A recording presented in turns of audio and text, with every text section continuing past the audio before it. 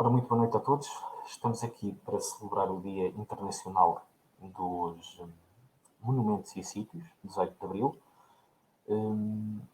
Sabemos que é um domingo, provavelmente haverá coisas que as pessoas consideram mais interessantes, mas decidimos aqui fazer, enquanto projeto ligado à cultura, daí o nome Projeto Cultura de um Povo, em parceria com o município de Vila de Rei. Vamos fazer aqui uma conversa online, visto que não podemos fazer a celebração como nos anos anteriores e como no ano passado também já não foi feita presencialmente. Vamos falar de como dar a conhecer e preservar a cultura. Para isso, eu tenho aqui dois convidados que vou passar já a chamar. O primeiro é o Ricardo Bragança Silveira. Boa noite, Ricardo. Olá, boa noite. Olha, em primeiro, obrigado por teres aceito este convite para estar aqui a falar sobre cultura. Obrigado eu pelo convite. Vamos a isso, neste Dia Internacional dos Museus. Vamos a isso.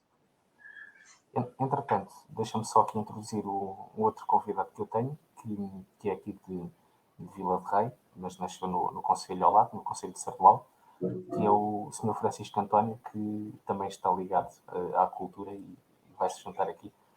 Sr. Francisco, muito obrigado por se juntar aqui a nós. Boa noite. Obrigado.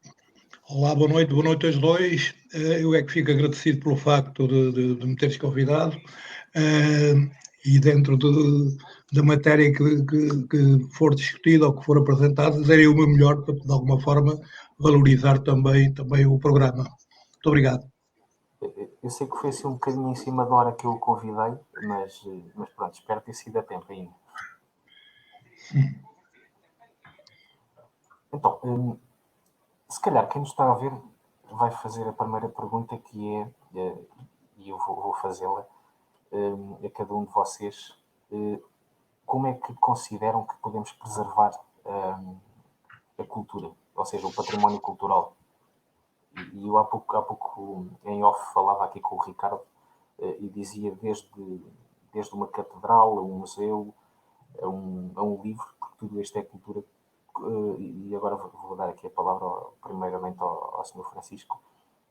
Como é que nós podemos preservar, por exemplo, a cultura, como o Sr. Francisco tem feito a nível de tudo o que é poemas e prosas e lendas também? Como é que isto podemos preservar para além da escrita, que é como vocês os dois fazem, digamos assim, porque estão ligados à escrita? Eu gostava que falasse aqui um pouco sobre isso, de preservar a cultura em escrita, no caso do Sr. Francisco. Ok, então é assim, pelo que eu entendo e pelo menos aquilo que tenho feito ao longo dos tempos e que tenho ajudado e que tenho colaborado e que é o meu entendimento, a minha maneira de pensar, mais a nível local, pese embora também e de alguma forma sirva para alargarmos mais um pouco a nível nacional e até outros níveis, começando exatamente por dividir o tal património cultural em duas grandes vertentes, ou seja, o património material e o património imaterial.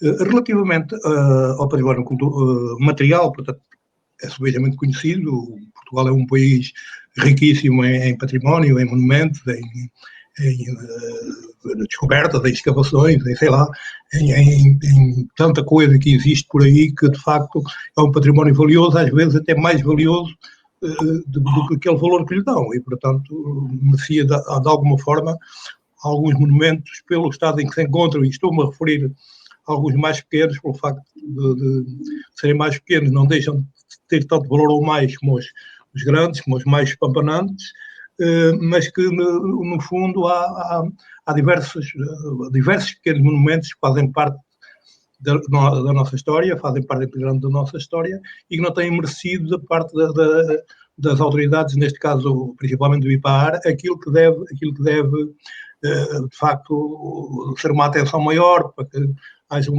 maior cuidado de manutenção, porque há determinados monumentos que têm que ser só podem ser e só devem ser, de facto, manuseados por especialistas, por gente que sabe mexer em monumentos. Isto, muitas vezes, e pelas nossas zonas não acontece. Eu conheço casos em que, e posso já dar aqui um caso muito rapidamente, o caso da Igreja Matriz do Sardual, que é das coisas mais lindas que existem em termos de interior, mas que o exterior praticamente está todo degradado.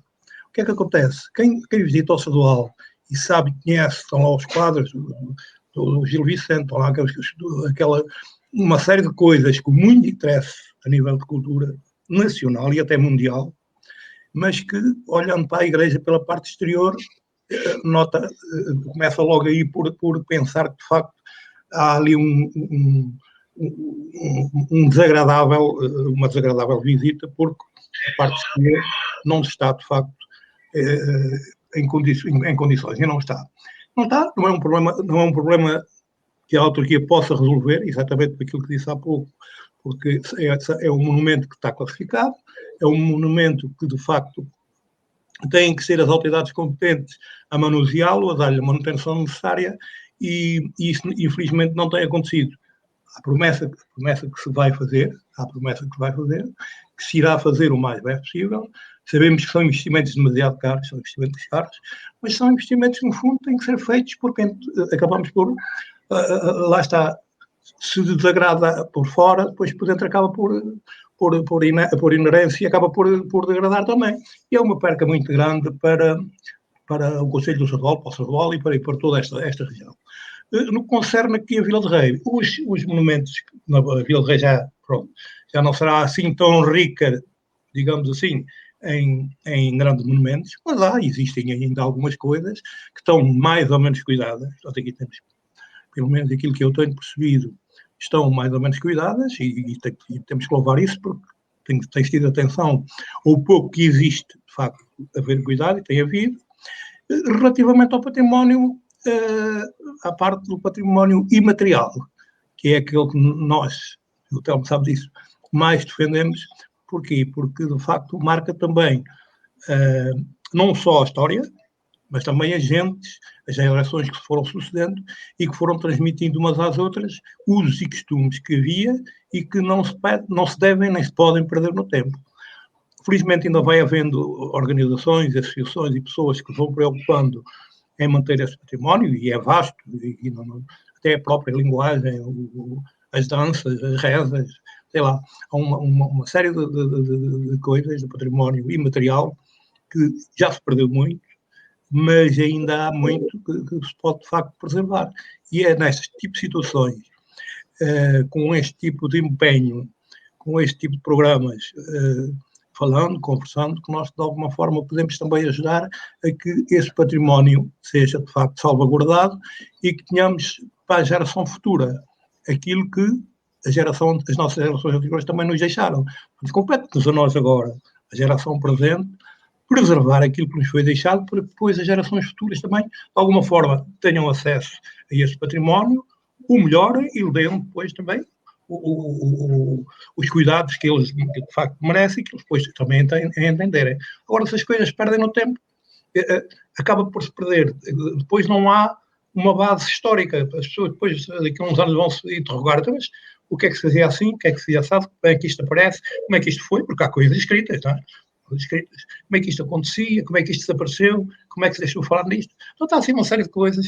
Convinha de facto, haver mais abertura, mais colóquios, mais discussão sobre o assunto e arranjar formas, de facto, que não se perca esse património, principalmente o património imaterial.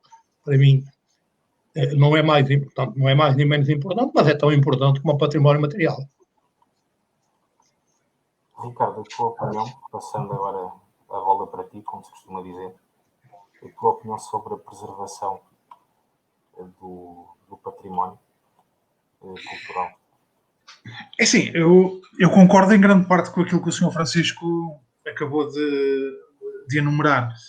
É sobretudo importante que o património, tanto material como imaterial, seja preservado, e para isso as autoridades têm de trabalhar nessa preservação.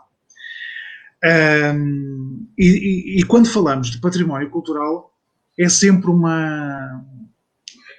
é sempre uma guerra, entre aspas, porque muitas vezes há pessoas que não se entendem sobre aquilo que é cultura e o que é que não é cultura, o que é identidade cultural e o que é que não é identidade cultural. Mas é importante, antes de mais nada, que não comece a ser cultivado, seja em Portugal, seja noutros países, uma política de cultura de gosto, ok? A cultura é aquilo que é a identificação cultural de um povo. E nós em Portugal temos uma riqueza cultural enorme, de norte a sul e ilhas, ok? Se calhar como poucos países no mundo têm. E, por exemplo, se eu te falar de património cultural, portanto, aqui no concelho onde eu vivo, em Vila Franca de Xira, há muita coisa que se calhar não diz nada.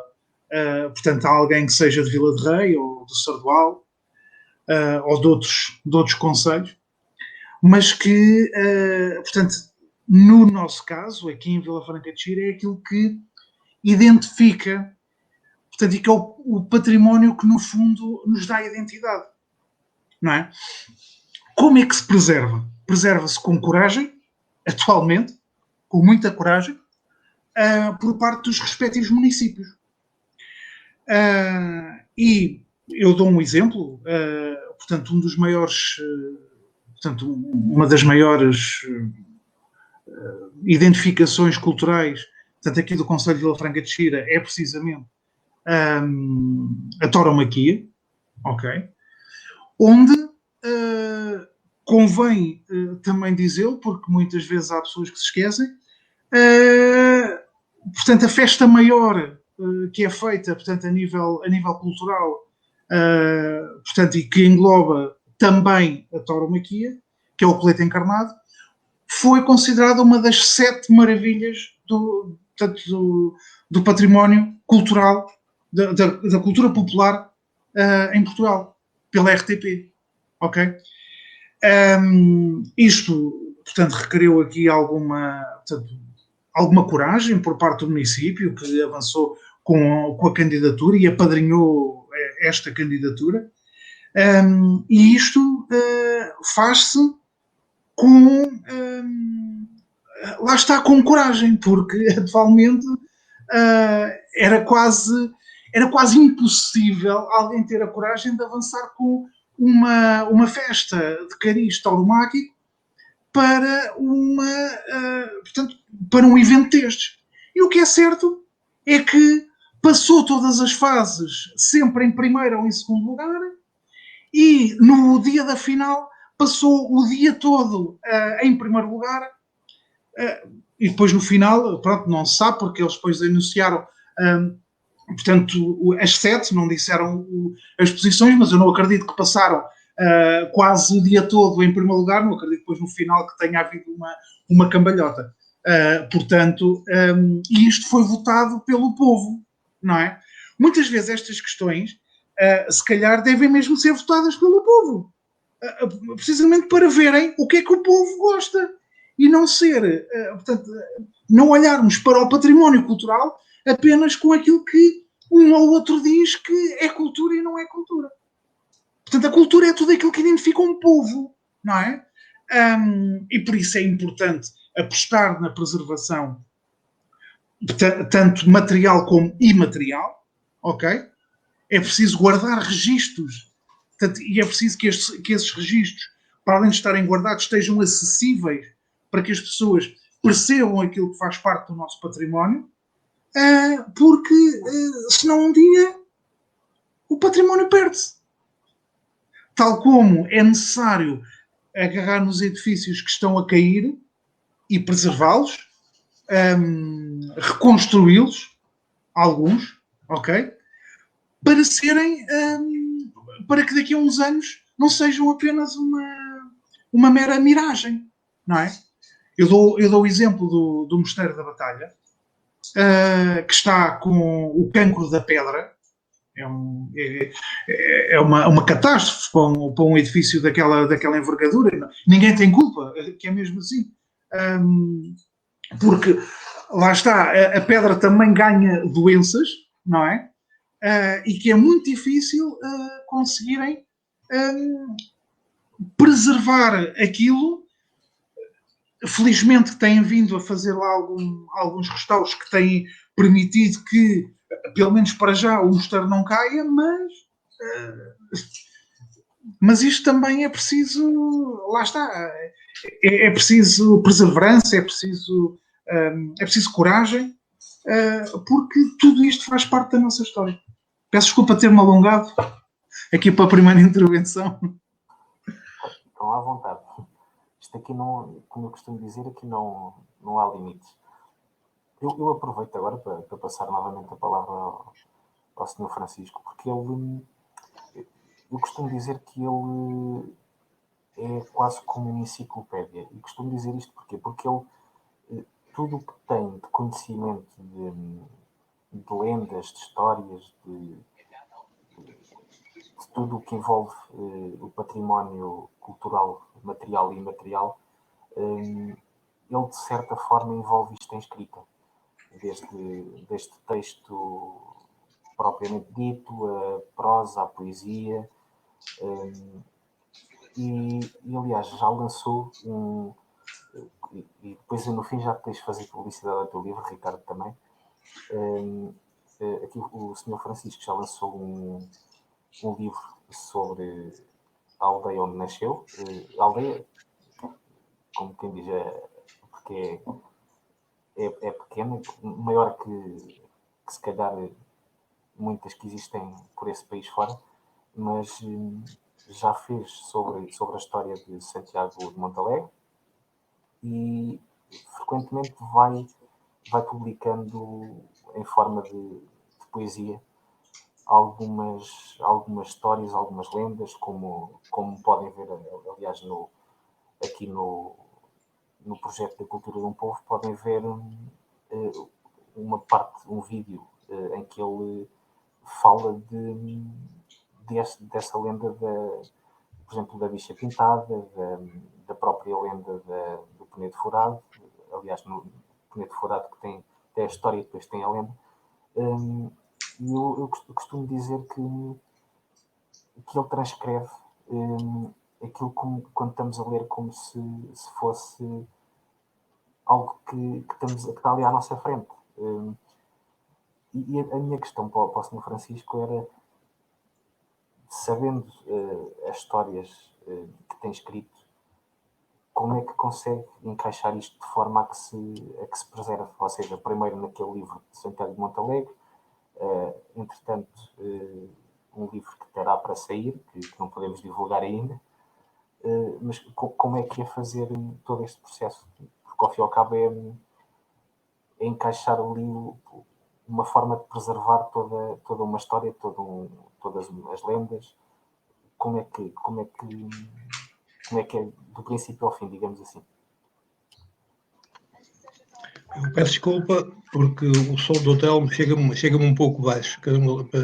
Vou apanhando, mas não consigo, de facto, apanhar o do Ricardo Silveira chega da perfeição, o do Hotel Martins chega um pouco mais baixo. Mas, de qualquer das formas, deu para entender a pergunta e nós também já nos conhecemos há muito tempo e, de alguma forma, sabemos também como é que as coisas vão encaixando e como é que isto funciona. O livro do Santiago de Montalegre não foi para preservar património cultural, porque o património cultural resumia-se às pessoas e também, de facto, à parte imaterial, mas mais às pessoas, e foi para colocar na história determinadas pessoas que foram importantes, determinados acontecimentos naquela freguesia que também foram importantes e que não havia nada escrito sobre isso, e então uma pequena freguesia como a nossa merecia, de facto, ter alguma coisa escrito para memória futura, como disse há pouco o Ricardo Silveira, que é necessário que se escreva e que se faça catálogos e que se arquive e que se guarde e que se ponha disponível para as pessoas. A ideia foi exatamente essa. E aqui em Vila do Rei, a Biblioteca José Cardoso Pires faz um trabalho espetacular nesse aspecto. Eles têm à disposição um manancial de publicações para quem quiser consultar. É claro que não é uma biblioteca a nível grande nível, mas é uma biblioteca de nível e onde tem muita coisa preservada e que dá, de facto, para consultar. Escrever uma lenda não é tão difícil assim, então. Repare, no fundo, a lenda, as lendas acabam por ser quase invenções do povo. Houve um indivíduo que escreveu, em tempo, esta lenda da bicha pintada, por exemplo. Eu tive a oportunidade de conhecer a pessoa que a escreveu pela primeira vez, já faleceu há uns anos largos. Era uma pessoa com bastante cultura, era um médico, além de ser médico, era oficial do Exército, oficial superior, portanto, era alguém que tinha uma capacidade bastante grande para este tipo de coisas. E a primeira versão da bicha pintada é exatamente escrita por ele, ou da bufareira, como queiram. Ainda hoje, e falando ainda na bufareira, não se consegue definir bem o que é que quer dizer bufareira. Bufareira estará relacionado com um local, com o nome de um local, pronto, bufareira, ou está relacionado com os bufos, são aquelas aves que antigamente existiam muito por aqui, agora ainda vão havendo algumas, mas muito poucas. Os tais bufos reais, que são aves enormes, já estou a oportunidade de ver já vi um, são aves enormes e de alguma forma estarão relacionados com o nome da bufareira, porque tecnicamente você não encontra em lado nenhum, nem dicionário nenhum, dizer-lhe o que é a bufareira, não sabe. Pronto. Entretanto, a bufareira apareceu. A lenda da bufareira, para dar algum enlevo também ao ponente furado, passou a ser a lenda do ponente furado e agarrou-se na lenda da bicha pintada e que depois foi-se também melhorando e cada um, mais alguns indivíduos foram escrevendo e até há um vídeo, não sei se conhece, muito interessante, que um colega meu fez relativamente à lenda da bicha pintada, onde ele consegue pôr todo aquele enquadramento falado por ele, mas também com a ribeira, com a água, com o crepitar da água, com o cantar dos passarinhos, tudo isso aparece tudo junto, que dá de facto um ambiente àquilo, à lenda, quase que a torna verdadeira. Quase que a torna verdadeira. No entanto, agora a área do Ponente Furado tem tido, ultimamente, há diversos geólogos, diversos arqueólogos, diversas pessoas entendidas no assunto, que entendem que não foi, de facto, preservado da melhor forma toda aquela área, porque era uma área demasiado importante e que não foi preservada como devia ter sido. E isto é uma matéria que eu não estou à altura de comentar, mas para aquilo que leio e que amigos meus escrevem, há ali muita coisa que, de facto, tem a ver com civilizações antigas, não tem nada a ver com lendas, tem a ver com realidades, civilizações que passaram por ali, que deixaram ali resquícios, mas que, entretanto, não foram aproveitados. Portanto, se aconteceu, se não aconteceu, não sei. O que é certo é que fala-se muito sobre isso. Depois, relativamente ao património imaterial cá de Vila do Rei, e que, relativamente ao tal livro que falou e que vai sair, eu devo dizer ao Telmo que vai sair mais depressa que aquilo que a gente julga, porque as coisas estão muito, muito, muito avançadas já nesse aspecto, já foi corrigido, já foi imprimido até o exemplar principal, penso que já o tenho em meu poder, mas já com o corrigido, tudo o que deve ser. O que é que pensei? Como sabe, o Ricardo Silveira saberá também, Vila do Rei é uma terra de escritores. A começar pelo Zé Cardoso Pires, que é um escritor a nível nacional de enorme reputação, que nasceu no São do Pedro, portanto é de Vila do Rei, passando pelo meu senhor Zé Maria Félix, quando a mim foi aquele que mais escreveu sobre Vila do Rei, que escreveu, tem uma série de livros editados, depois há o Fonseca Gaspar, depois há o Padre João da Meia, depois há o João Santos, há uma série de gente que escreveu, tem muitas obras, e outros, sabe, alguns, mas eu não sou de cá, estou cá a morar há 30 anos, mas há alguns que eu não, pronto. Agora não me recorda, mas há muito escritor que escreveu sobre Vila do Rei, e muito escritor oriundo de Vila do Rei, e tem grandes obras espalhadas por esse país fora. Não é por acaso que a Biblioteca Municipal de Vila do Rei se chama José Cardoso Pires. Não é por acaso que a Alameda das escolas de Vila do Rei se chama José Cardoso Pires. Portanto, de alguma forma, o povo de Vila do Rei também quis homenagear o seu escritor, quase perpetuar a sua memória. Pese embora, dizem as más línguas, que ele não seria assim tão merecedor disso, porque também foi um indivíduo que se desligou da terra e que depois também não passou grande cartão a isto, e até há algumas frases que lhe são atribuídas que não são nada abonatórias da terra que o viu nascer. Mas pronto, era um grande escritor, era de Vila do Rei, era vilaresense, escreveu, tem as obras publicadas.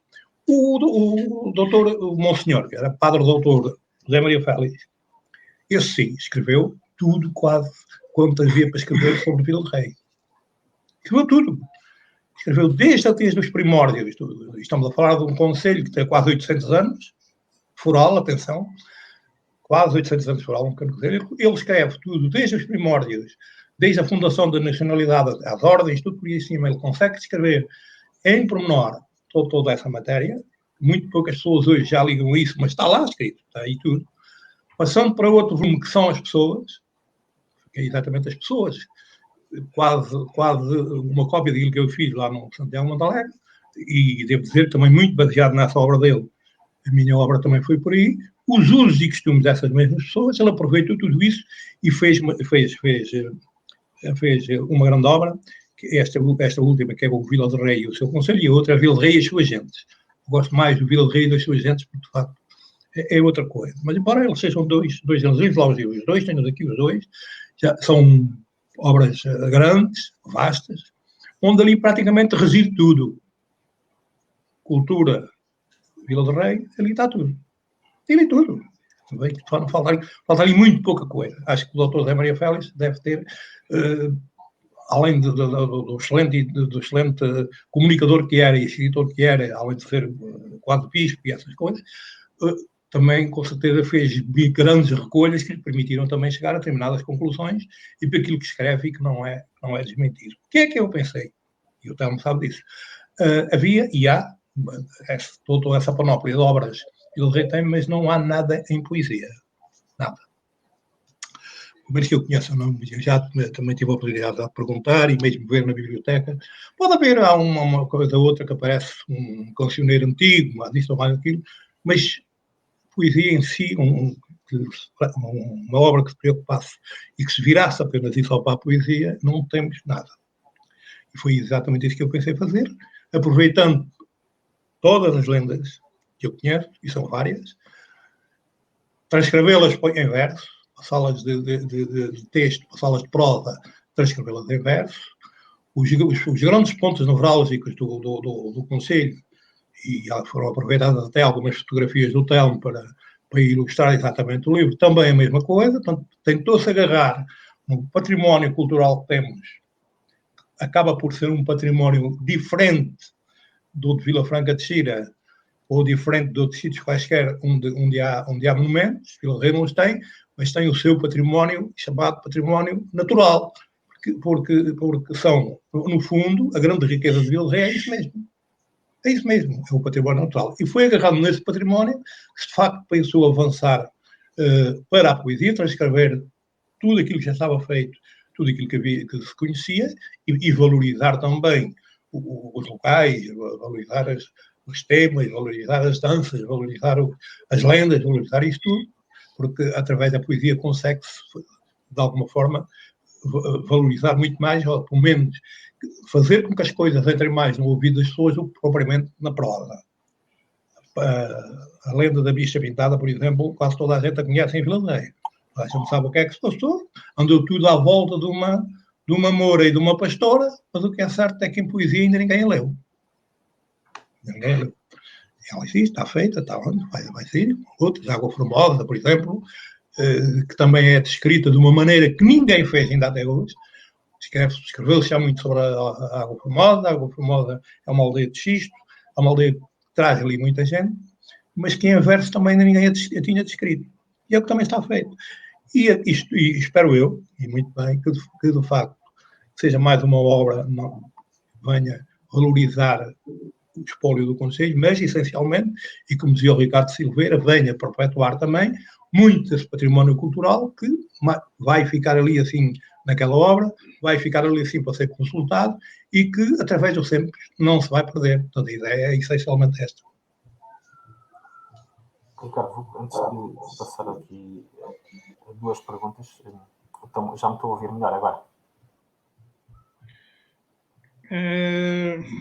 Mais ou menos, não é? É sempre o mesmo problema que eu tenho, tanto em ouvir-te, mas eu já não digo nada porque às vezes, pronto, parece-me que sou só eu, mas agora o Sr. Francisco também disse, pá. Olha, eu vou passar aqui antes de passar às perguntas que estamos aqui a ver de lado nos comentários, eu vou-te fazer uma pergunta. Achas que ainda existe muita falta de interesse dos municípios, de empresas ligadas à cultura, de fazer a preservação da cultura? E quando eu digo fazer a preservação da cultura, é, por exemplo, refiro-me, por exemplo, a este projeto que eu tenho da cultura de um povo, ou seja, a recolha em vídeo, a recolha em som. É assim, eu acho que da parte dos municípios não existe falta de interesse. Se há entidade que tem interesse em preservar o património, tanto o património histórico, o património cultural, são precisamente os municípios. Muitas vezes, portanto, isto é complicado de gerir também, mas muitas vezes esse interesse por parte dos municípios acaba por esbarrar naquilo que é o interesse das entidades centrais, seja o Ministério da Cultura, seja do IJASPAR, seja de várias entidades. Eu vou dar um exemplo, só para corroborar aquilo que eu estou a falar. Eu moro numa terra chamada Forte da Casa, ok? Tem assim um nome, muitas vezes as pessoas... Forte da Casa, isso é o quê? Meus amigos, é tão somente... Portanto, aqui por Vila Franca, portanto, passaram as linhas defensivas de Torres Vedras, que barraram, portanto, as invasões francesas e que impediram, não é, a entrada dos franceses em Lisboa. Portanto, foram feitas as linhas defensivas. Nós acho que estávamos precisamente na terceira linha, ok? Portanto, aqui esta zona era precisamente a terceira linha. E aqui no Forte da Casa, porquê é que se chama Forte da Casa? É porque nós temos um conjunto de fortes, ok, ligados às invasões francesas. Nomeadamente, portanto, o principal, que é o Reduto 33, acho que é assim chamado, que foi precisamente mandado erigir pelo general Wellington, ok, que comandava as tropas britânicas que estavam cá para ajudar, não é, Portugal a expulsar daqui os franceses. Bom, o que é que acontece? Durante uma série de anos, décadas, ok, este património esteve enterrado, esteve abandonado, esteve tudo e mais alguma coisa que possam imaginar.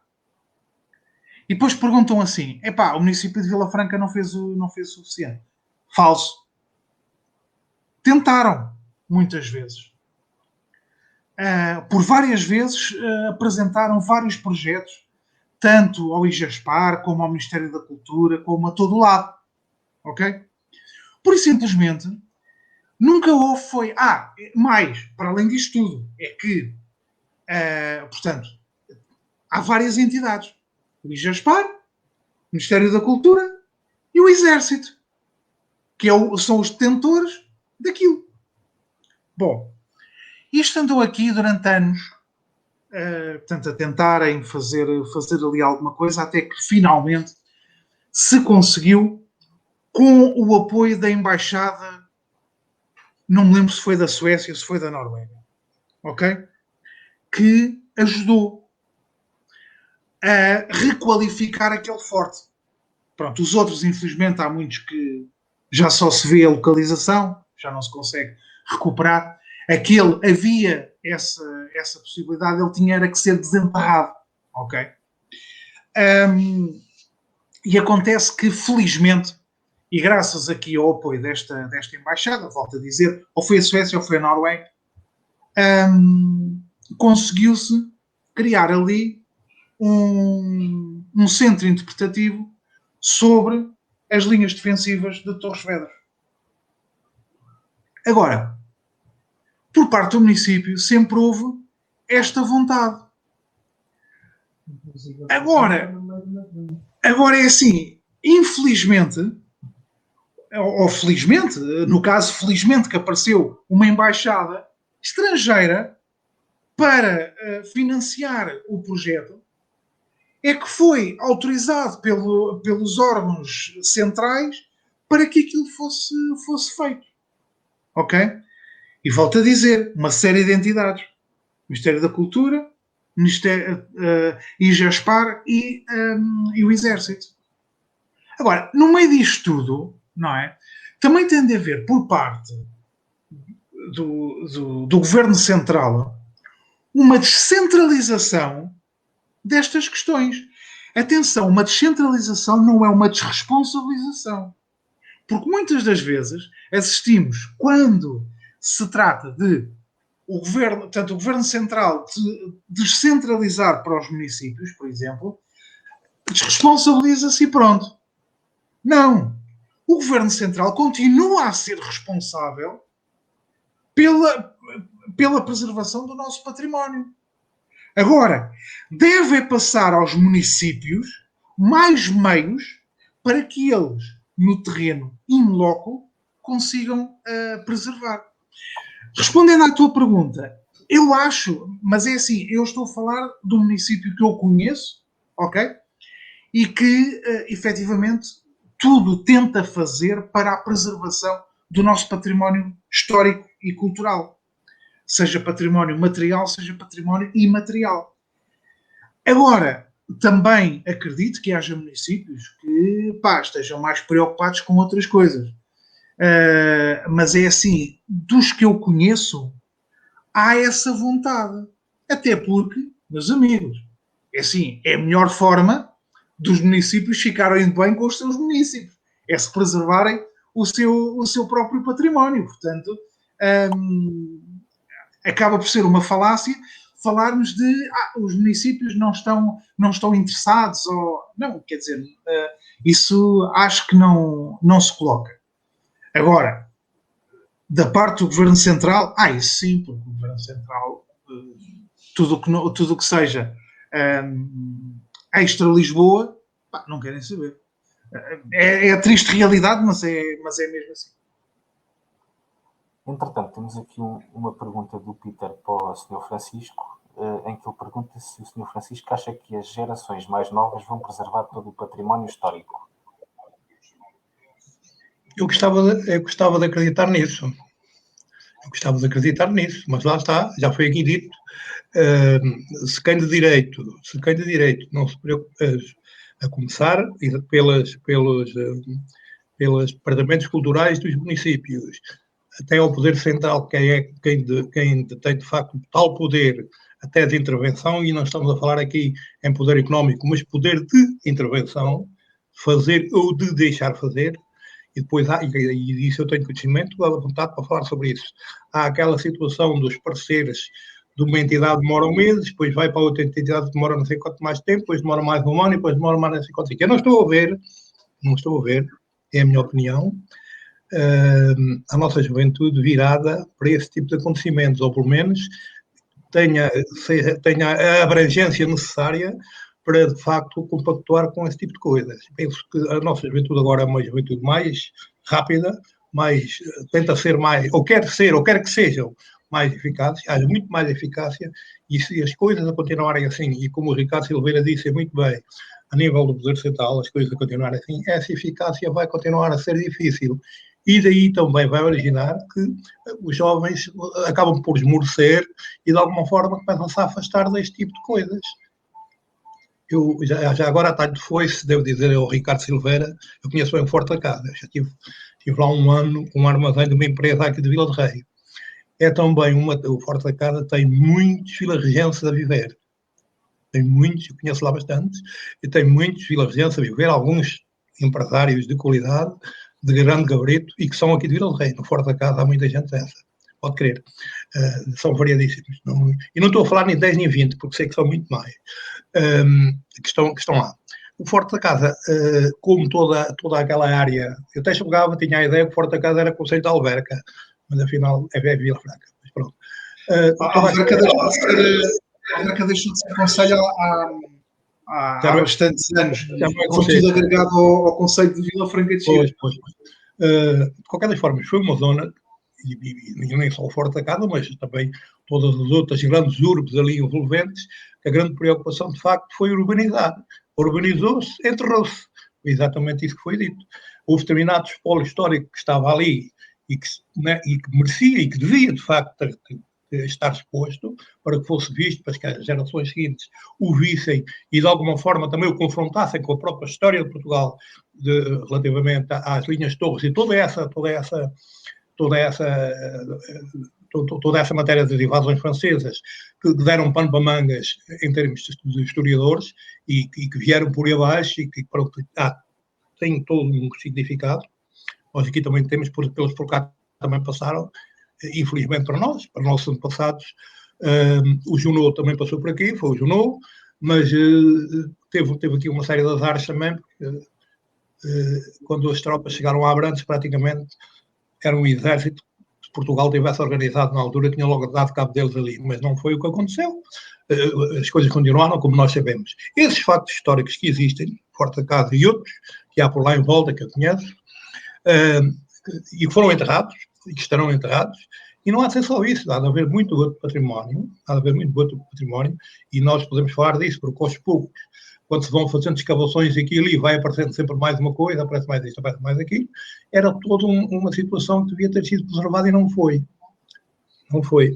Agora, certamente, não sei o que é que poderá o município fazer em termos de Forte da Casa para que, de facto, seja reposta de alguma forma todo aquele património que existia e que é histórico e que, de alguma forma, nesta altura seja reposta.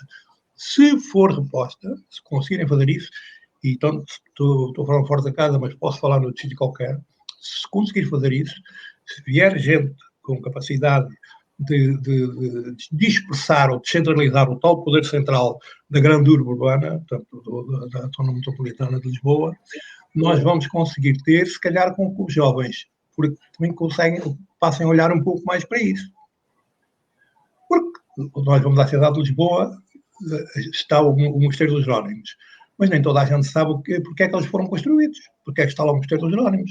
O Mosteiro da Batalha, ainda agora se foram nele, se calhar nem toda a gente lá vai sabe porque é que o Mosteiro da Batalha foi construído, o que é aquilo que representou na altura, qual é o significado. Portanto, há toda uma panóplia de historial em redor destes monumentos, e também os há exatamente no Forte da Casa e noutros, onde houve história, onde a história de Portugal foi vivida, onde a história de Portugal foi escrita a letras de sangue de muitas pessoas que tombaram, e isso devia ter, de alguma forma, ser mais aproveitado.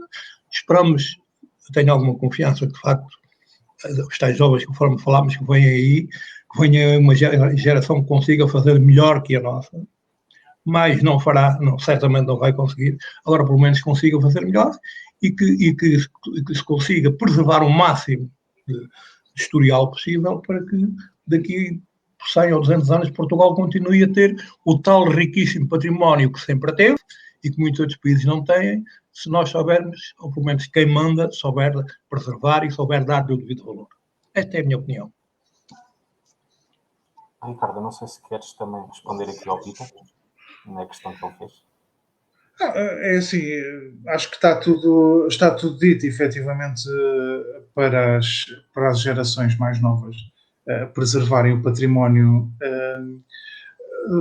Também cabe a cada um de nós também passar essa mensagem. Eu acredito que também as coisas a nível do Governo Central e desta centralização das decisões, eu acredito que as coisas portanto, têm tendência para virem a melhorar, até mesmo porque estas gerações novas também depois vão pegar, né, portanto, nessas entidades e que poderão efetivamente fazer a diferença.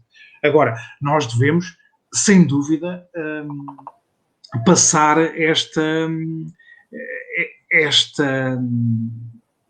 este conhecimento, não é, a todos. E como eu dizia há pouco, não devemos, e devemos mesmo lutar contra isso, porque é um desígnio nacional, lutarmos contra a cultura da cultura de gosto, ok? Porque, pronto, e infelizmente temos uma pessoa que dirige o Ministério da Cultura, eu recuso-me a chamá-la ministra, mas que ela própria faz parte de uma elite que pensa que pode impor a cultura de gosto. E não pode. Eu lamento, mas não pode. Porque o povo é que sabe o que é a cultura. Ok? É aquilo com que nós nos identificamos. Ponto final. E isto é o mais básico. Quando nós estamos a falar, cada um de nós deve tomar esta consciência. Quando nós estamos a falar que os jovens não se interessam pela preservação do património, que os jovens não se interessam pela cultura, que os jovens não se interessam por isto, não se interessam por aquilo, não se interessam por aquilo outro, pensemos nós naquilo que estamos a passar aos jovens. A mim podem-se virar para mim e dizer-me assim: eu gosto muito de balé. Ok, eu não gosto. Mas o balé é uma forma de expressão cultural. Ok? Não é nossa, portanto, não é uma cultura nossa, ok? Mas é uma forma de expressão cultural. E que nós fomos buscar sem problema. É como quando se faz, todos os anos, no dia 31 de outubro, para novembro há sempre esta coisa por causa do Halloween e não sei o quê, e da malta ir celebrar o Halloween. Eu já estou farto de dizer, ok, tudo bem, querem buscar essa tradição para também aqui a malta começar a fazer e começar a festejar? Ótimo, não tem problema. Não é por celebrar a noite do Halloween ou por celebrar o Dia de los Muertos, como no México. Aquilo é cultura. E se nós vamos. E é assim, pensemos só numa coisa. Se os nossos jovens têm de ir buscar celebrações culturais de outros países, é porque se calhar nós não estamos a fazer aquilo que é certo para preservar aquilo que é o nosso património cultural. Eu dava um exemplo há bocado, ok? Que é a questão da tauromaquia, que é uma questão cultural em Portugal. Não se trata de... podemos fazer um debate sobre isso, mas uma coisa muito mais aprofundada. Mas aquilo é cultura. Agora, nós não podemos continuar a impor a cultura de gosto. Porque senão, tudo vai se perder. Pensem só numa coisa. Agora está na moda julgar-se a história, olharmos para a história e julgarmos a história com os valores de hoje em dia. Ok? Hoje em dia é impensável escravizar outro ser humano. Seja ele branco, preto, amarelo, cinzento, azul, às bolinhas, o que seja. É impensável. Ok? Agora, nós temos é que olhar para a história com o contexto em que ela é vivida. Naquela altura, era normal. Agora, não podemos depois agarrar e desatar... felizmente em Portugal isto não aconteceu ainda, mas desatar a destruir património cultural que tenha a ver com a escravatura, por exemplo. Que isto é ridículo. É ridículo. Okay? O que se passou nos Estados Unidos e noutros países de deitarem estátuas abaixo porque aquela pessoa tinha não sei o que a ver com a escravatura é ridículo. Aquilo faz parte da história. É a mesma coisa. Eu sou 100% democrata. 100% democrata. Agora, por favor, não me venham tirar da nossa história os 48 anos de ditadura de Estado Novo em Portugal. Porque isso faz parte da história. E nós temos de aprender com a história. Não temos que a julgar. Porque não cabe na cabeça de ninguém julgar os descobrimentos, julgar o Império Romano, julgar o que quer que seja, com os valores que nós temos hoje em dia. Agora, preservar o património histórico é possível os jovens fazerem, mas temos é que deixar destas tretas, desculpem lá. Temos que olhar para a história no contexto em que ela aconteceu. Desculpa, mais uma vez. Estás à vontade. Olha, entretanto, temos aqui, antes de eu ler um comentário, temos aqui, não sei quem é, Transporte Vitor, que diz também centralização e porque o povo não dispõe das situações, até aqui não percebi nada, basicamente. E depois daqui para a frente, falar é fácil, mas lutar por algo que todos ficam a chamar o governo nomes é miseráveis, o povo é o governo. Entretanto, diz então também essa posição. E depois diz o povo português é medíocre.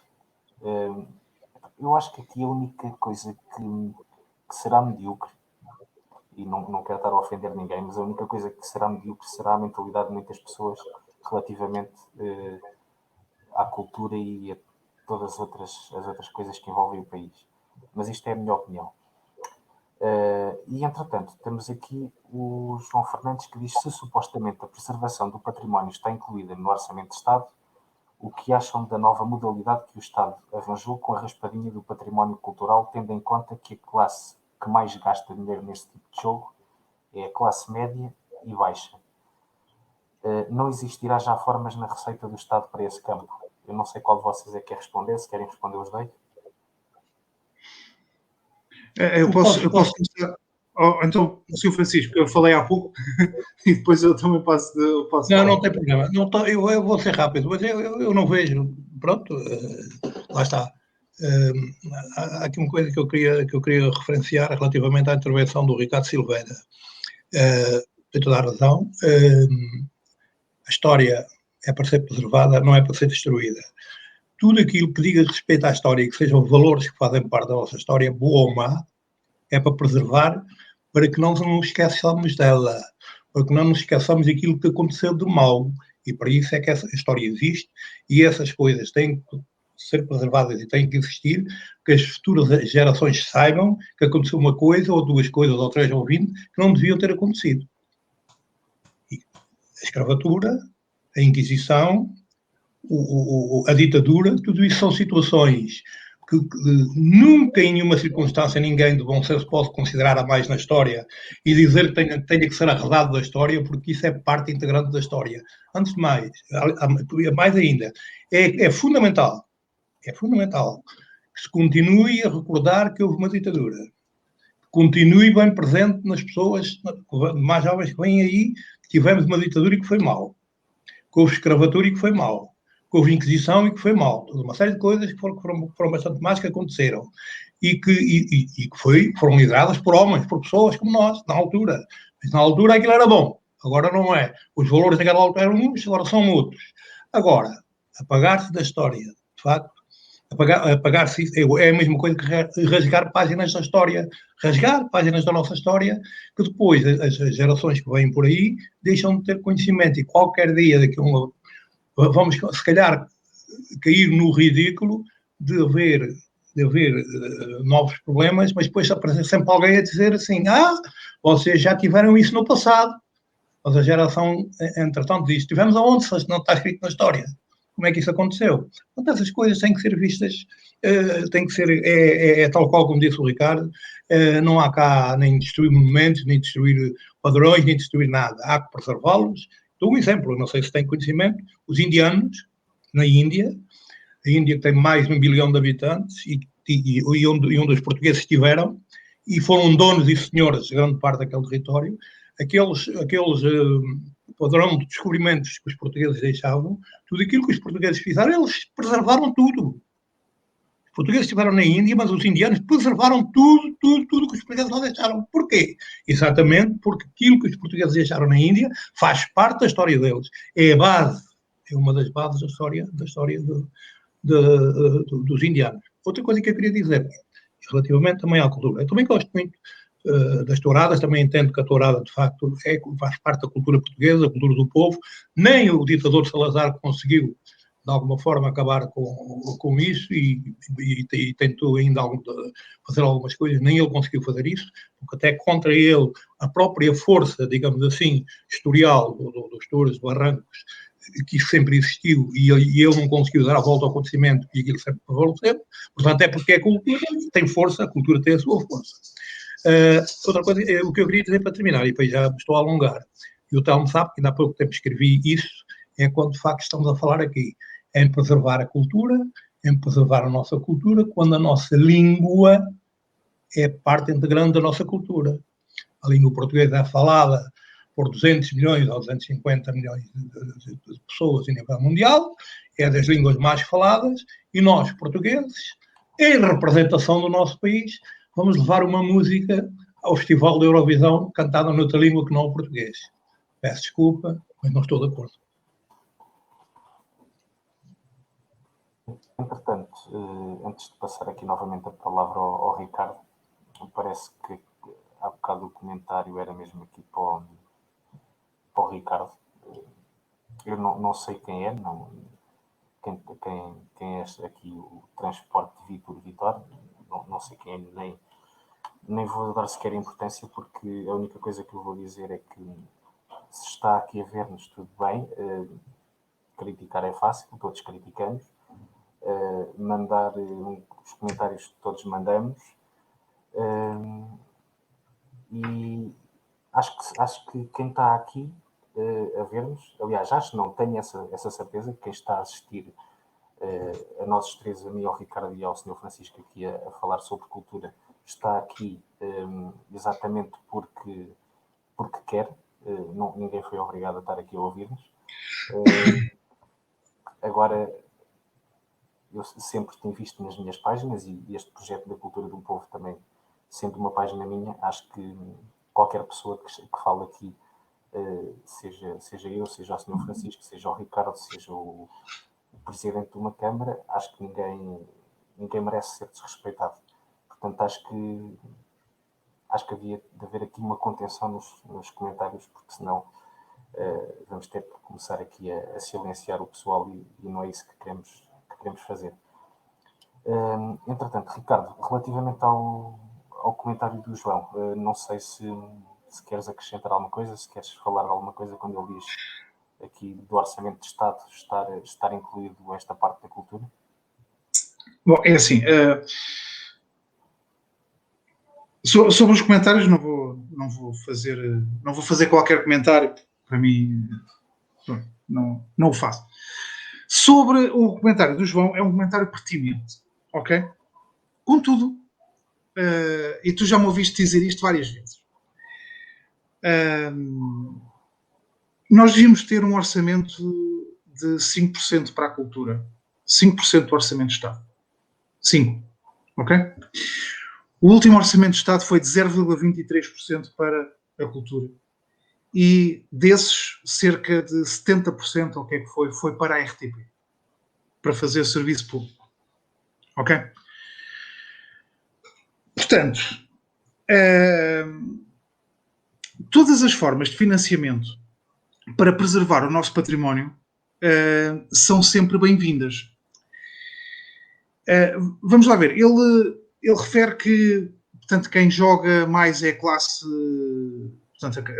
média e portanto, a classe baixa ou média baixa que joga mais nas raspadinhas.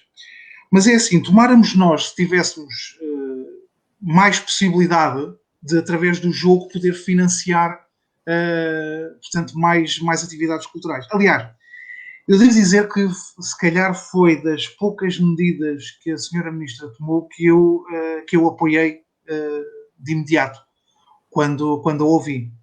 Porquê? Porque é uma forma de canalizar verba, não é? que lá está, é assim, vamos lá ver, cada raspadinha custa 1 euro, não é? As pessoas jogam a raspadinha, seja uma, seja a outra, mas se aquilo que é angariado com esse valor for, portanto, for canalizado para algo bom, tanto melhor. O Orçamento de Estado, sim, tem verbas estipuladas para isso, não haja a mínima dúvida, mas essas verbas também não são infinitas, convém dizer. E lá está, e saem dos nossos impostos. É o mesmo que quando as pessoas compram tabaco, estão a financiar o Serviço Nacional de Saúde. É o mesmo que portanto, tomáramos nós, por exemplo, que o Governo pudesse canalizar os valores que arrecada dos impostos sobre os prémios do Euromilhões, por exemplo, para a dinamização cultural. Agora, é assim, aquilo que eu espero, honestamente, é que Portugal consiga aumentar as verbas para portanto, para a cultura e para a preservação do nosso património material e imaterial. Quando o Sr. Francisco há pouco falava que a nossa língua também é a nossa cultura, disse muito bem, a nossa língua é uma das mais faladas do mundo, é a 5ª língua mais falada do mundo. É assim, quanto à questão da Eurovisão, eu por acaso ontem estive numa conversa com o Rogério Charraz e ele falava-me disso, falava-me um pouco, entre aspas, de uma certa mágoa de Portugal levar uma música inglesa, portanto, uma música em inglês à Eurovisão. Contudo, é também um sinal dos tempos. É também um sinal dos tempos. E voltamos à questão que eu estava a falar há pouco. Se vamos buscar eventos culturais de outros países, não é? Muito facilmente isto iria acontecer. Aliás, não é a primeira vez que levamos músicas em inglês, penso eu, à Eurovisão, penso eu, não tenho a certeza. É a primeira vez. Pronto. Acredito que sim. Pronto, também não é um tema que eu domine muito. Mas isto é uma mostra dos tempos. E atenção a uma coisa, pensemos só nisto. É que os Black Mamba, no júri, ficam em segundo lugar e eles passam para primeiro lugar precisamente no televoto. Portanto, é precisamente esta questão que nós temos efetivamente de pensar se estamos, e voltando à questão há pouco dos jovens e tudo isso, se estamos a passar bem o nosso património cultural para os jovens. Portanto, é esta a questão. Mas pronto, eu por acaso tinha a ideia que já tinha ido pelo menos uma vez uma música em inglês. Concorreram cá no festival de cada canção, já concorreram em inglês, mas penso que em representação do país nunca foi, nunca ganhou nenhuma. Penso que tenho quase ideia disso. Então é isso. Como você disse ainda agora e muito bem, é que a outra canção que ganhou até a votação do público, há uma que também era em inglês, era cantada por alguém aqui até da zona. Portanto, as duas primeiras estavam cantadas em inglês, não tínhamos assim grandes alternativas. Agora, para quem percebe pouco de música como eu, porque não sou muito dado a esse tipo de coisas, a música não é o meu forte. Gosto de ouvir determinado tipo de músicas, mas também essa parte também não alinho. E depois já toda aquela espampanância que se faz em coreografias e isso, já aceito, porque aí sim estamos de alguma forma a salvaguardar a nossa cultura, mas também estamos a copiar outras, como você disse. Também temos a ir buscar outras coisas ao outro lado. Mas repare, eu não acredito que as televisões inglesas, por exemplo, francesas ou italianas ou não sei quantos, passem assim muitos programas com o título em português. Não acredito que isso aconteça. No entanto, em Portugal, todos os canais, praticamente, e agora, por exemplo, é o caso que está a passar isso, os programas principais vêm com títulos estrangeiros. Eu sei porque é que isso acontece. Portanto, há de facto, os direitos de autor, pronto, e isso tem que ser respeitado. Mas, de qualquer das formas, eu não acredito, eu não sei se isso acontece, atenção, com a televisão inglesa ou francesa, principalmente essa. Os Estados Unidos talvez passem, mas não estou a ver que haja programas com títulos em português, como nós vimos por aí tanta vez, e a toda a hora, títulos em inglês e outras línguas. Isto não é propriamente uma crítica, digo, vamos lá ver. Não é o título que vai tirar a qualidade ao programa, em minha opinião, não é o título. Mas, lá está outra vez, a língua, lá está outra vez, estamos a copiar a cultura, outras culturas, e de alguma forma também estamos a encostar a nossa, mas também, e isso, acredito nisso, e é uma boa opção para a juventude, que é muito mais abrangente do que nós, no meu caso, é mais jovem, mas eu sou talvez um pouco mais conservador do que agora esta geração que é muito mais abrangente, pronto, tem outra maneira de pensar, tem outra maneira de ver as coisas. E é atrás dessa fatia de gente, que é enorme, que é grande, que as coisas estão a passar assim. Portanto, entendo que, e bem, também já foi referido, o facto de ser assim ou ser assado, o importante é que a essência não se perca. Embora eu continue a dizer, escrevi num artigo para o Telmo, que quando se trata de representar o país, quando se trata de representar Portugal, é a bandeira portuguesa, é o hino nacional e é a língua portuguesa. Nada. E sobre essa questão do Festival da Canção, a única coisa que eu tenho a dizer é que acho que independentemente, pronto, neste caso vai ser uma música inglesa, a banda é portuguesa. Se fosse a outra seria de um português, mas também cantada em inglês. Se fosse eu, mas eu também estou, como diz o Ricardo e como diz o Sr. Francisco, nós não mandamos naquilo, mas se eu mandasse, claramente escolheria alguém que entrevistei, que tive o gosto de entrevistar entre a meia final e a final, que foi a Valéria, que como ninguém cantava, uma jovem a cantar fado daquela maneira era fantástico. Entretanto, temos aqui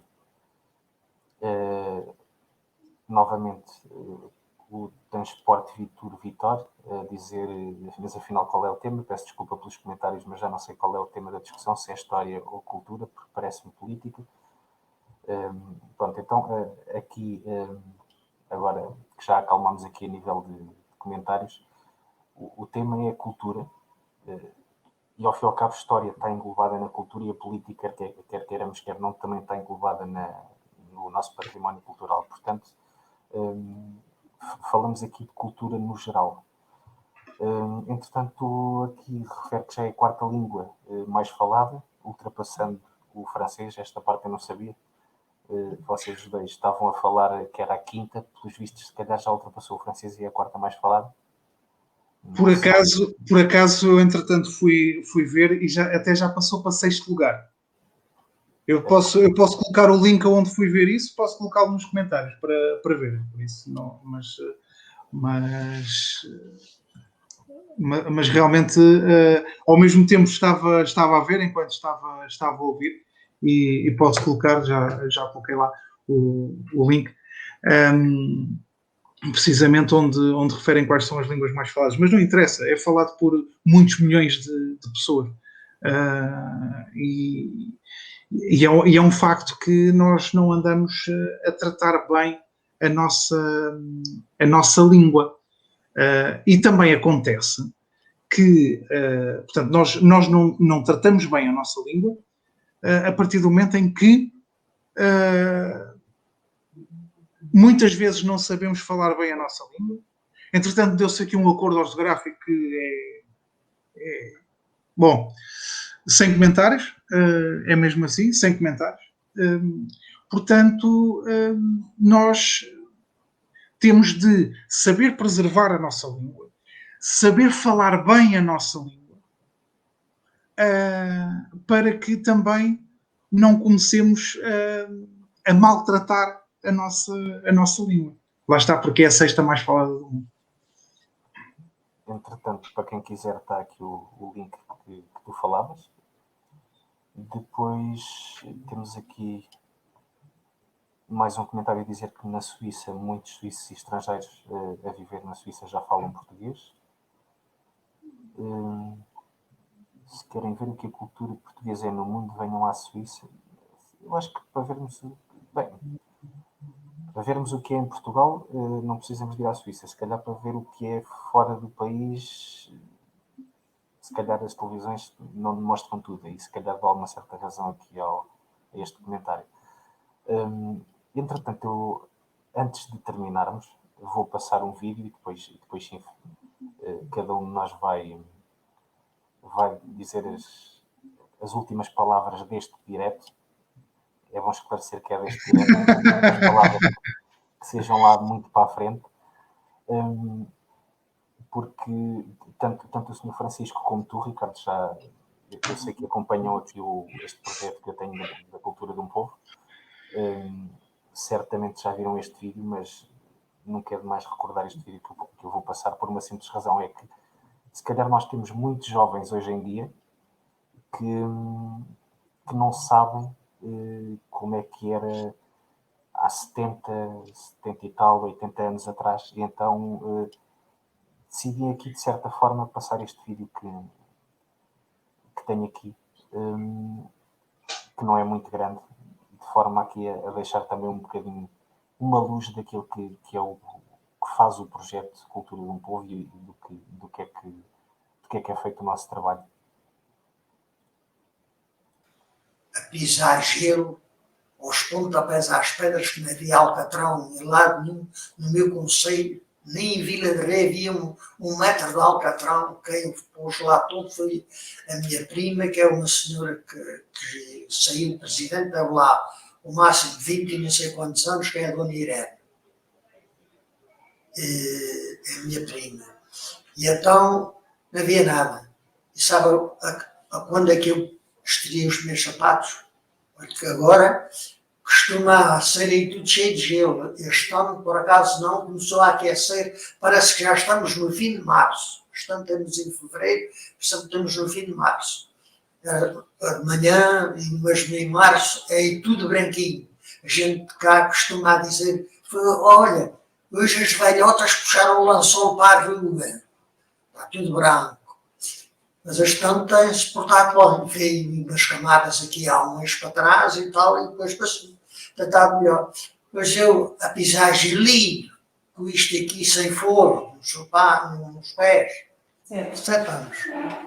7 anos tenho os meus sapatos. Depois trabalhei na agricultura, cortava lenha, roçava mato, cavava terra, até aos 20 anos. Depois fui para Lisboa, trabalhei 2 meses nas obras, descarreguei navios, carvão para as máquinas dos comboios, que ainda era muito carvão naquele tempo, a maior parte delas. Trabalhei na CUF, nos navios da CUF, a descarregar mancarra, cá chamam Minduí, das nossas colónias. A CUF chegou a ter uns navios assim pequenos, eram mais pequenos um bocado, eram assim maiores um bocadinho com os de pesca, mas eram barcos pequenos, assim com 3 porões, assim agora há desde com 5 e 6, mas aqueles há 3, 4 porões pequenos e tal. Chegou a ter 40 navios a cartar coisas das nossas colónias para cá, para fazer óleos, para fazer isto, muitas fábricas. Fábricas de sabão, de açúcar, tudo. Meu pai bastante foi lá empregado 10 anos. E então, depois tirei a carta, fui para motorista, 37 anos. Isso não nesse tempo. Aqui tenho. Agora lá não tenho, porque se eu lá andasse morria.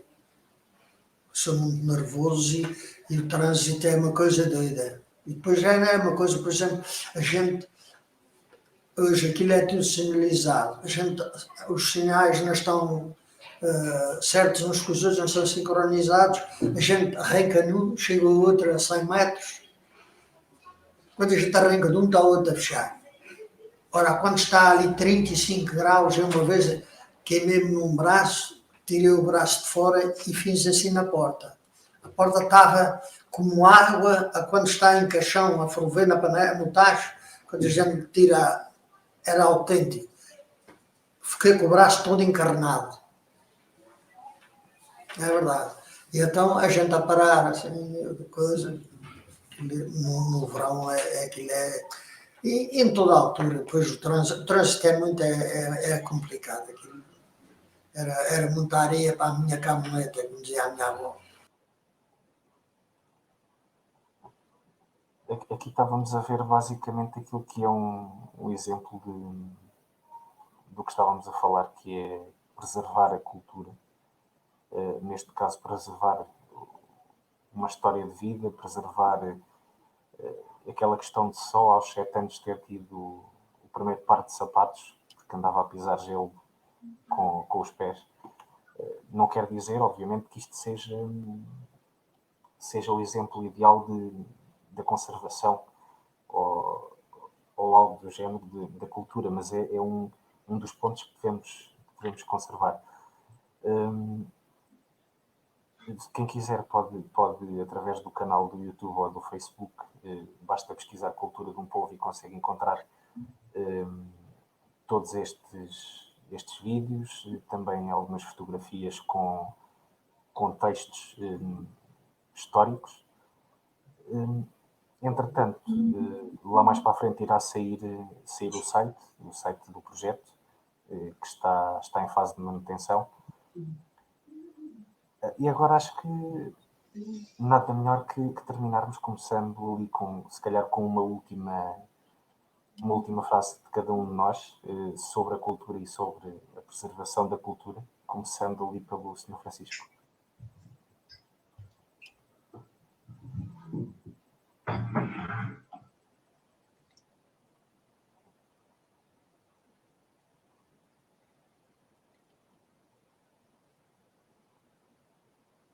Não sei se ele está a ouvir. Sr. Francisco, está-nos a ouvir? Eu não percebi bem, António, desculpa lá, mas eu não entendi a última parte da pergunta, não entendi. Eu queria dizer uma coisa. Estava a dizer que, de forma a terminar. Eu já tinha, portanto, tive a oportunidade de ter ouvido o vídeo que o senhor passou, e lá está, é uma das situações que já falámos aqui, já que abordámos. Foi um estilo de vida que nós não queremos de maneira nenhuma voltar a acontecer neste país, que nenhuma das gerações que vêm por aí tenham que passar o que de facto estas gerações passadas passaram, e principalmente, mas foi sempre piorando ao longo da história, tudo o que é para trás foi sempre piorando, pois entretanto veio melhorando até aos nossos dias. Penso que hoje em dia as coisas é quase impensável pensar, pese embora também, mais uma vez, por culpa, e estou-me nas tintas que alguém escreva ou que diga que está a falar de política ou disto ou daquilo, para mim é-me indiferente, porque eu aquilo que tenho a dizer digo sempre e não tenho nenhum problema, o Telmo sabe disso. Estou-me nas tintas que digam que seja político ou não, mas de alguma forma, se os governos estiverem atentos, o Poder Central estiver atento, este tipo de situações, este tipo de vidas nunca mais vão lá acontecer, que é isso que nós queremos. Portanto, é que estes testemunhos, como esse que passou aqui, são importantes, que sejam preservados exatamente para que quem vem a seguir pense. Nós temos que formar, nós temos que estudar, nós temos que tentar, de alguma forma, viver de maneira diferente do que aquilo que aquele senhor ali relatou. Isso é que é realmente importante, é tentarmos nós próprios transmitir a quem vem de que não, e certamente que irão assimilar, porque ninguém, nesta altura, com os conhecimentos que existem, com todo o mecanismo que existe, alguém pensar que vai de alguma forma passar para aquilo. Porque mal do país, mal de todos nós, que isso volta a acontecer. Porque não é isso que nós não queremos. Mas lá está, é a história, é a cultura também do povo. Aquilo que essa geração passou e que é também, de alguma forma, e ainda não tanto, porque já nasci numa altura onde as coisas já estavam muito diferentes, mas ainda havia alguma dificuldade, principalmente no ensino. Que foi a grande, em minha opinião, dos grandes erros da ditadura, foi, de facto, descurar-se o ensino até certo ponto. A partir dos anos 50, 50 e nem sei quantos, a escolaridade era obrigatória. Quase em todas as aldeias, nas maiores, havia uma escola, mas depois parávamos por aí. O que é que acontecia? De facto, até ia-se até o ensino primário, mas depois não havia alternativa. Porquê? Porque os estabelecimentos de ensino ficavam longe, eram caros, só meia dúzia que podiam... Não havia transportes, havia uma série de situações que restringiam que as pessoas, mesmo que fossem inteligentes e que tivessem capacidade para seguir em frente, eram restringidos por as condições de vida, quer deles, quer dos pais, não lhes permitiam ir mais além. E é isso que nós exatamente não queremos que volte a suceder. Queremos pessoas formadas, queremos pessoas que saibam exatamente aquilo que querem, que tenham uma vida digna. Não quer dizer que aquela vida não tenha sido digna. Também foi, à sua maneira, também foi uma vida digna. Mas pronto, isso não aconteça mais e que as pessoas, as gerações que vêm aí, possam falar, possam dizer de si próprias que tiveram aquilo que quiseram na vida, foram tudo aquilo que quiseram na vida e que não tiveram entrave nenhum na carreira, no seu ascendente. Não houve entraves. Portanto, se não foram mais para a frente, foi porque de facto não quiseram. Isso é que é importante. Haver condições para que a juventude estude, para que a juventude se forme, para que a juventude ande para a frente. Depois dizem assim, mas pronto, hoje não podemos viver só com engenheiros, nem só com médicos, nem sei mais e essas coisas. Mas nós estamos a ver pelo país fora, cada vez mais jovens a apostar na agricultura, em projetos agrícolas. Nós estamos a ver isso. E isso é importante que aconteça, porque também se vai chegar a uma conclusão, ou se calhar já se chegou, que é muito, muito mais rentável um projeto agrícola bem definido e bem trabalhado do que ser advogado. Até não tem nada com os advogados, mas pronto, advogado qualquer. Se calhar é muito mais rentável para um casal de jovens ter um rebanho de gado lá em cima na Serra da Estrela, no lado qualquer, e trabalhar aquilo como deve ser e com qualidade, e oferecer o produto que eles têm e viver disso do que ter uma outra profissão qualquer liberal. Agora, é preciso, de facto, que haja condições para isso. E quando isso acontecer, quando de facto houver mesmo condições para quem quiser, tiver à disposição meios para entrar por esse caminho, então certamente que aquelas situações não irão acontecer mais. Não irão acontecer mais. Mas não me venham cá dizer que depois é Lisboa e é que tem 2 milhões e não sei quantos, e o Vila do Rei que só tem 3.500. Não é nada disso. Não vamos pensar nisto. Vamos pensar é que o Vila do Rei tem 3.500, mas tem X de hectares que podem ser tratados.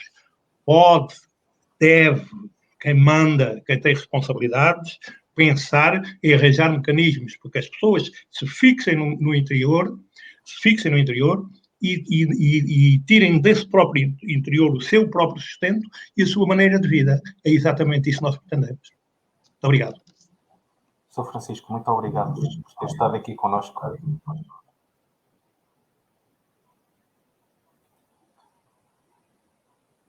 Ricardo, últimas palavras, salve seja. The last words. Não, olha, é assim, eu acho que já foi, acabou por ser tudo dito. Agora é assim, vamos lá ver uma coisa. A cultura é indissociável da história e, por sua vez, indissociável da política. Por isso, lá está, é importante que se preservem testemunhos, porque depois vai sempre alguém dizer não, isso não era bem assim, isso não acontecia bem assim.